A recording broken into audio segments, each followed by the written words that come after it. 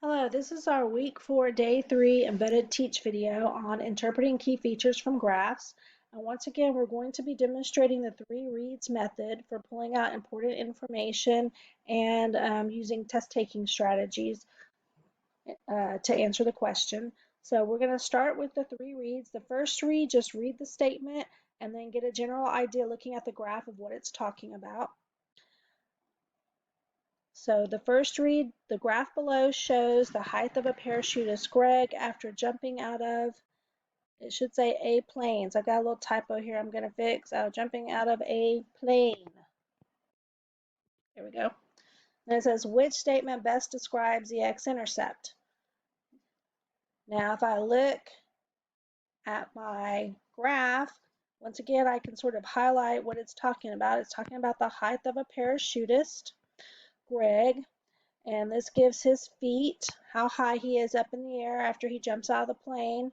And this gives his time in seconds as he's falling, because you can see the other thing is that since this is going down, it only makes sense because he's falling after he comes out of the plane until he lands on the ground. So that just gives us a basic idea of this problem. That's the first read. Now the second read is the mind dump, the brain dump, to label everything that you know about this graph on here, just very quickly, not super specific, but kind of generally. Actually, I'm going to use red. So right here, I know that that's my y-intercept, because that's the spot where that blue graph crosses, and I'm going to label the y-axis. And I'm going to actually do the circle method where we circle the number. So I know my y-intercept is 300. I'm going to draw my arrow, and I know we're talking about the height. So that's, not 300, 3,800. And I know that the height, that's in feet. So that y-intercept is 3,800 feet. Then I'm going to come over here and look at my x-axis and find where it crosses. The blue line crosses the x-axis. I'm going to label that that's my x-intercept. And once again, I'm going to circle the number 21.38. And I'm going to draw my arrow and circle over here. So that's time in seconds. So 21.38 seconds is what that's referring to. And as far as my slope or my rate, I'm going to do that in blue. Okay, since it's going down, this is a negative rate. And just some other words, since we're talking about a parachute, you could say decreasing, but since we're talking about height, we can also use the word descending. Or we could say that he is falling. Or we could just simply say that he's going down. But those are directional words that could be used to interpret what's happening in the slope once we actually calculate it. Now, if I go back up to the top, that's the second read. And actually, you can also sort of look at this second read here and see if you can't summarize what's going on in the problem. I know I've got a height of a parachutist. He's at 3,800 feet, and then he's falling. He lands after 21.38 seconds. And since he is falling, he's descending. That's why his height is going down. Now, if I come back up here for the final part of the read, that's when you highlight your goal. So that's the which statement best describes the x-intercept. Okay, then once we know what we're talking about, x-intercept, I'm going to highlight, oh, and I picked green just by accident. I'm going to highlight what I labeled that also talked about the x-intercept. So I'm going to label the point, the number, and the label on the x-axis. So I'm even going to draw it up so I can remember that they're connected. Then I'm going to go down, and I'm going to go back, which statement best describes the x-intercept? So the statement needs to talk about that number, 21.38, and it needs to be in seconds because that's the label that it went with. So if I look at my answer choices, A says descending at a rate of 1 feet every 200 seconds, but that does not talk about my x-intercept number. B says descending at a rate of 200 feet per second. That does not talk about my x-intercept. C says when Greg jumped out of the plane, he was at 3,800 feet. That's actually a true statement if we look at the graph, because this is when he jumped out of the plane. But that's not my x-intercept. That was my y-intercept. Whoops. That was my y-intercept.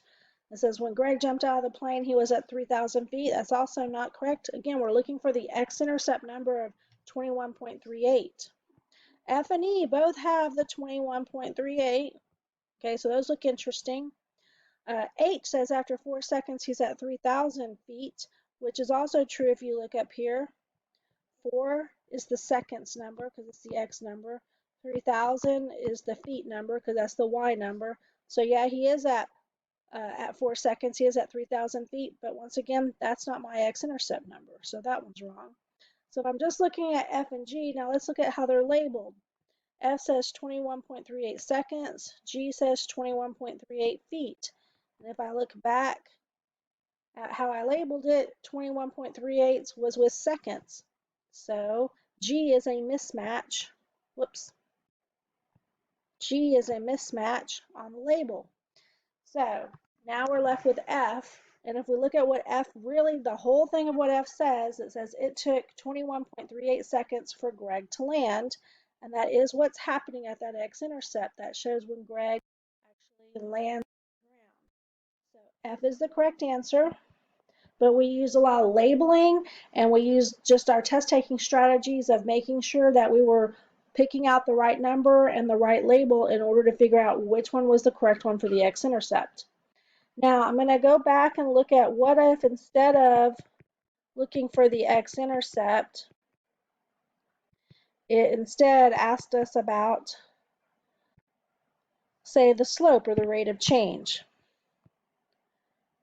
So I still got everything labeled, but up here I'm going to take this part off, and instead of asking us about the x-intercept, what if instead it had asked us about which statement best describes the rate of change? Then I would be going and looking at the stuff that I had written about the slope. So that's this right here. Okay, now I'm going to go down here. Whatever my statement, I haven't actually calculated my slope yet. I don't know the slope or the rate of change number, the fraction, but I know that it should say something about it being negative or using words like decreasing or falling, going down, descending, something, because it needs to talk about how the numbers are changing. So if I look at A and B both say descending, so that's good. I'm going to leave those alone. I'm going to go back because I don't know my numbers yet. C and D, E, F, I skipped E, G and H don't actually have any directional words. It's talking about just what happened at one spot in time. You know, like that he was at 3,800 feet when he jumped out, or 3,000 feet when he jumped out, or 21 seconds to land, or 21 feet to land. But they're not actually telling you any sort of directions. And the rate needs to tell you the direction. So I'm going to mark off, I'm not going to completely mark through them, but those don't look good to me. And then H, once again, it's telling you a true statement. After 4 seconds, Greg is at 3,000 feet, but that's just one spot in time. It's not really telling you about a direction. So I'm going to mark that off. I'm going to focus in on A and B. I think it might be one of these because it says he is descending at a rate of 1 feet every 200 seconds, and B says he is descending at a rate of 200 feet per second. So those look kind of good because it's telling me the direction that he's descending. Now I'm going to actually calculate the rate. Now to do that, I'm going to take out this part in here because I need some room to write and it gets a little bit messy and we already know about it being descending. Okay, and I need 2 good points to use. Some people like to use the endpoints, and that's fine, but I've got this 4, 3,000, 14, 1,000. I can use that as well. Now the only problem is there's no grid lines, so it makes it a little bit harder to do the stair step. Kind of having to eyeball it here like this. But that would be my stair step. So I need to calculate the rise number. That's this up and the down number over here. Now, that corresponds to your y-axis. So if I look at the x and y numbers here, that y number there is at 3,000. So think of this as 3,000 up here. And on this one, that y number is at 1,000, so 1,000 down here. And if we think about going from 1,000 to 3,000, okay, that's a change or a rise of 2,000. To go from 1,000 to 3,000, you have to go up by 2,000, or if you say from 3,000 down to 1,000, you have to go down by 2,000. Now I'm going to look at the run. The run is the side to side, and those are the x numbers. So the x number on that first upper point is a 4, so that's like right here, that would be like at 4. And then the one on the right of it is at 14, so that's an x number 14. And to go from 4 to 14, that's an increase of 10. So my rise number is 2,000. My run number is 10. And it just so happens that when you're calculating slope or rate, the fraction is rise over the run. It's the up and down number on top of the side to side number. So literally I can just draw my line and do 2,000 over 10. And since we already said it was decreasing or going down, it's a negative. So I'm going to put a little negative sign there. Now I need to simplify my fraction.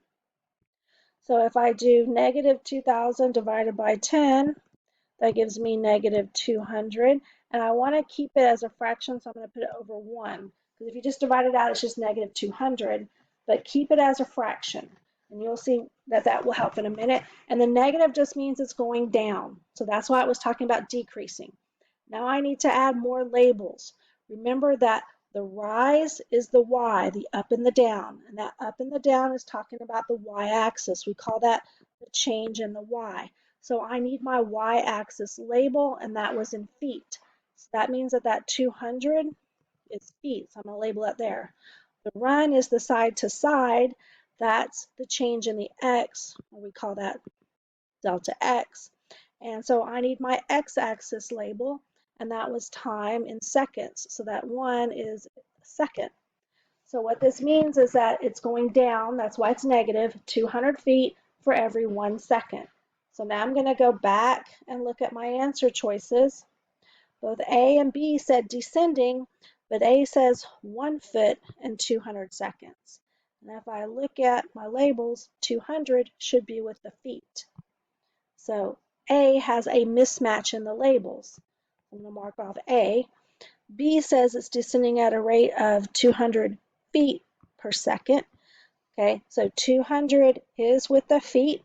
Now, per second, it doesn't have the 1, but you could say per 1 second, or you could just say per second. It's the same thing. So this is the correct answer. It uses the correct directional word, and it uses the correct numbers and labels for slope.